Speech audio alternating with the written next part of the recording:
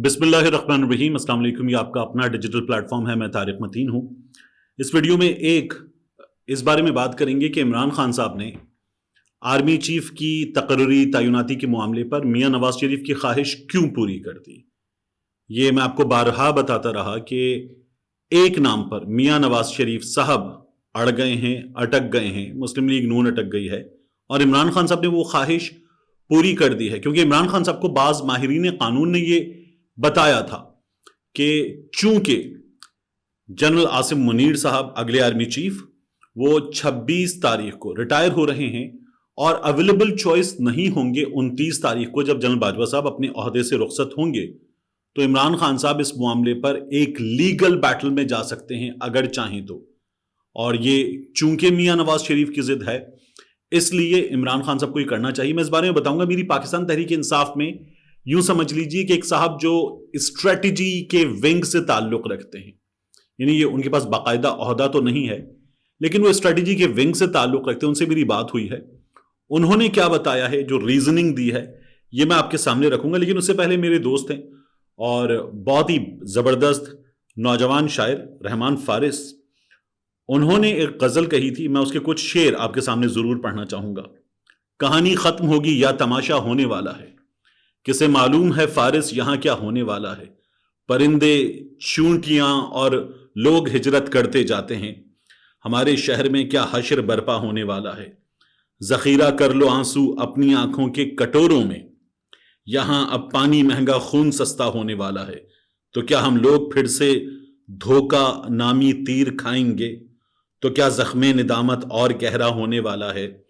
तराजू सज चुके हैं और बोली लगने वाली है, तो क्या फिर से मेरे ख्वाबों का सौदा होने वाला है।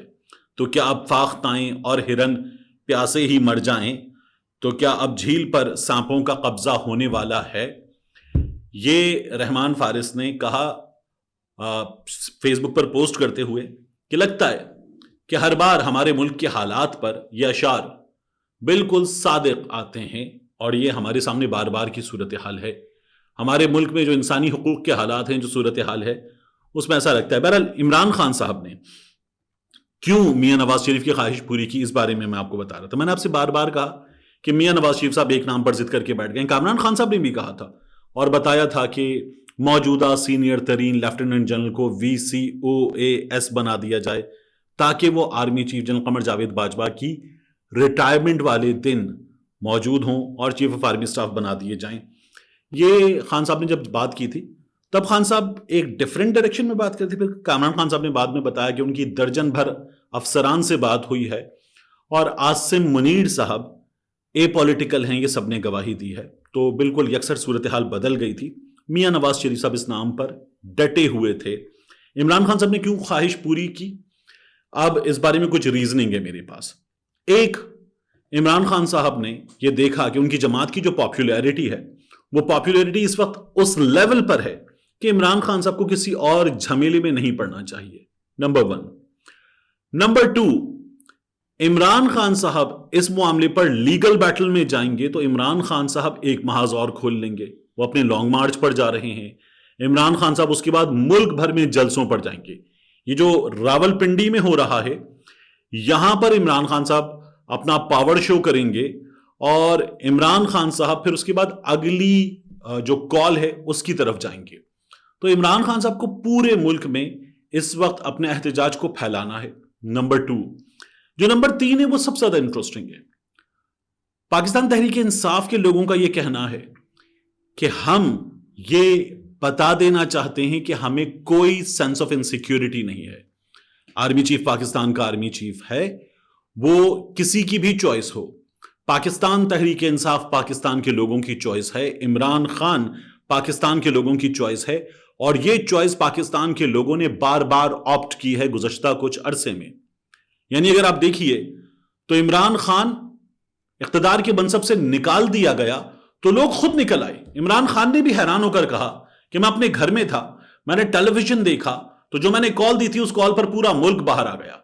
ये जो कराची में मिलेनियम पे हुआ था, जहां लोग जमा हुए और उन्होंने तराना पढ़ा, और एक ऐसा तराना जो पूरे पाकिस्तान में वायरल हुआ, जो लिबर्टी लाहौर पे हुआ था, जो रावलपिंडी में हुआ था, जो पूरे पाकिस्तान में हुआ और लोग निकल आए।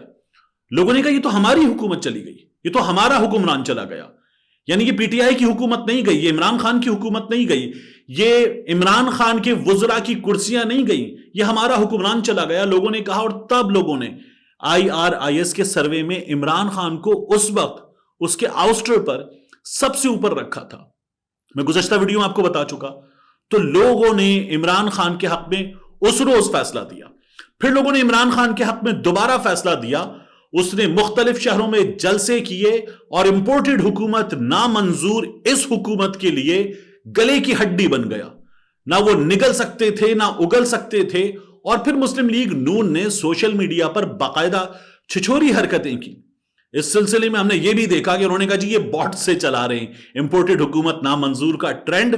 اور پھر باقاعدہ طور پر اس سلسلے میں کچھ چالیں چلی گئیں اور اس ٹرینڈ کو نیچے لانے کی کوشش کی گئی. یہ ٹرینڈ ہٹا دیا گیا, اس ٹرینڈ کو رپورٹ کروایا گیا باقاعدہ حکومت پاکستان کی جانب سے. یہ سب کچھ کیا, لوگ عمران خان کے ساتھ کھڑے تھے. عمران خان کراچی آیا, پشاور گیا, لاہور گیا, تاریخی جلسے کیے, لوگ عمران خان کے ساتھ کھڑے تھے. پھر اس کے بعد عمران خان نے فیصلہ کیا کہ وہ انتخاب لڑے گا اور پنجاب کی حکومت عمران خان نے واپس لے لی. وہ جو لوٹے جا کر بیٹھے تھے آواری ہوٹل میں, وہ جو لوٹے جا کر بیٹھے تھے حمزہ شہباز کو ووٹ دینے والے, ان سب کو لیگل بیٹل میں فارغ کروایا. اور لیگل بیٹل میں ان لوگوں کو فارغ کروانے کے بعد عمران خان نے 17 جولائی کو پورے پاکستان کو واپس گھروں سے نکالا اور وہ سیٹیں جیت لیں. اور اس کے بعد عمران خان صاحب کے پاس آ گئی پنجاب کی حکومت. جو ظلم کیا گیا تھا 23 کو, 24 کو, 25 مئی کو, یاسمین راشد کی گاڑی پر حملہ, حماد اظہر کے ماتھے پر آنسو گیس کا شیل, وکیلوں کی گاڑی پر حملہ, خواتین پارلیمنٹیرینز کی گاڑی پر حملہ, ایک کارکن کی شہادت, عمر ایوب کی پیٹھ لال کر دی مار مار کے. یہ اس ملک میں پارلیمنٹیرینز کے ساتھ کیا گیا. ظلم کیا, بے انتہا ظلم کیا اسلام آباد کی پولیس نے, پنجاب کی پولیس نے. اور ایسا لگ رہا تھا اپنے شہریوں پر نہیں, دہشت گردوں پر حملے کر رہے ہیں ہمارے قانون نافذ کرنے والے ادارے. یہ سب کچھ ہوا. لیکن پھر لوگ عمران خان کے لیے نکلے, واپس پنجاب میں حکومت آ گئی. عمران خان جا کے ایک سے زائد حلقوں میں کھڑا ہوا. پورے ملک میں عمران خان نے 8 حلقوں میں انتخاب لڑا, 7 حلقوں میں جیت گیا, ریکارڈ قائم کر دیا. اور لوگ اب آج کہہ رہے ہیں IRIS کے سروے میں کہ 59% عمران خان کے حق میں ہے وہ, کہ عمران خان ملک کو مصیبت سے نکال سکتا ہے. اور 65% لوگوں کا کہنا ہے کہ 2/3 میجورٹی سے بھی بھاری اکثریت کے ساتھ عمران خان واپس آئے گا. وہ جو علی محمد خان نے تقریر کی تھی میرا لیڈر آئے گا پھر اس کرسی پر بیٹھے گا, وہ آپ کے سامنے ہونے جا رہا ہے. یہ ممکن نظر آ رہا ہے. تو پاکستان تحریک انصاف کو کیا ضرورت ہے کہ پھر ایک محاذ کھولے اور اس محاذ کو کھولنے کے بعد دوبارہ کہیں اور سینگ پھنسا کے بیٹھ جائے. اس لیے پاکستان تحریک انصاف نے یہ فیصلہ کیا, بہتر فیصلہ کیا ہے اس ملک کے آرمی چیف سے. بہرحال آج ایک غلطی کی ہے اسد عمر صاحب نے, بات کرتے ہوئے کہا ہے کہ وہ عوام کی امنگوں کی ترجمانی کریں گے, ان کا کام نہیں ہے.